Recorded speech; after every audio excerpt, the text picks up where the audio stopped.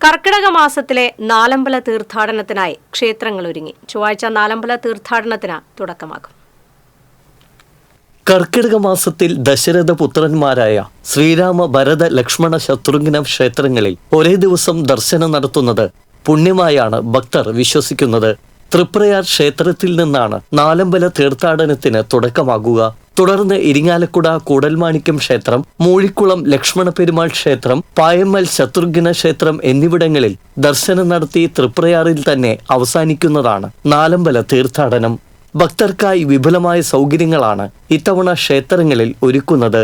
ഈ വർഷത്തെ കർക്കിടക മാസത്തോടനുബന്ധിച്ചുള്ള നാലമ്പല തീർത്ഥാടനത്തിന് കൊച്ചിൻ ദേവസ്വം ബോർഡിന്റെ നേതൃത്വത്തിൽ വിപുലമായ ഒരുക്കങ്ങളാണ് നടത്തിവരുന്നത്. ഏകദേശം ഒരു 4000-ഓളം പേർക്ക് മഴ നനയാതെ നിൽക്കുന്നതിനുള്ള സൗകര്യങ്ങൾ പന്തലിട്ടിട്ടുകൊണ്ട് സൗകര്യങ്ങൾ ക്ഷേത്രത്തിനകത്തും പുറത്തുമായി ഉണ്ടാക്കിയിട്ടുള്ളതാണ്. കൂടാതെ ഭക്തജനങ്ങൾക്ക് ആരോഗ്യ സുരക്ഷയുമായി ബന്ധപ്പെട്ട് ആരോഗ്യത്തിന്റെ നിരീക്ഷണമുണ്ട്. അവരുടെ ഒരു ഡോക്ടർ, നഴ്സ്, അവരുടെ സേവനവും നമുക്ക് ലഭ്യമാണ് ക്ഷേത്രത്തിനകത്ത്.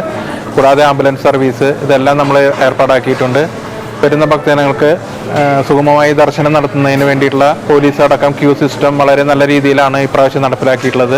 തൃപ്രയാർ ക്ഷേത്രത്തിൽ ഭക്തർക്ക് മഴ നനയാതെ നിൽക്കാൻ പന്തലുകളും ശുദ്ധജലം, കാപ്പി, പാർക്കിംഗ് സൗകര്യങ്ങളും സജ്ജമാക്കുന്നുണ്ട്. ഒരേ സമയം 4000 പേർക്ക് മഴ കൊള്ളാതെ നിൽക്കാവുന്ന പന്തലാണ് ഇത്തവണ നിർമ്മിച്ചിട്ടുള്ളത്. കൂടുതൽ CCTV ക്യാമറകളും സജ്ജമാക്കുന്നുണ്ട്. പോലീസ്, സന്നദ്ധ പ്രവർത്തകർ, ദേവസ്വം ക്ഷേത്രം ജീവനക്കാർ, ആരോഗ്യ പ്രവർത്തകർ, ആംബുലൻസ് സൗകര്യം എന്നിവയും ക്ഷേത്രത്തിൽ ഉണ്ടാകുമെന്ന് ദേവസ്വം മാനേജർ AP സുരേഷ് കുമാർ പറഞ്ഞു. അവിൽ, മീനൂട്ട്, വെടിവഴിപാട്, തട്ടനിവേദ്യം, അമ്പും വില്ലും സമർപ്പണം, ശ്രീലകത്ത് സമ്പൂർണ്ണ നെയ്വിളക്ക്, നെയ്ക്കിണ്ടി, നിർമാല, ചുറ്റുവിളക്ക്, സ്പെഷ്യൽ പായസം എന്നിവയാണ് തൃപ്രയാർ ക്ഷേത്രത്തിലെ പ്രധാന വഴിപാടുകൾ. TC വിനോസ്, കയ്പമംഗലം.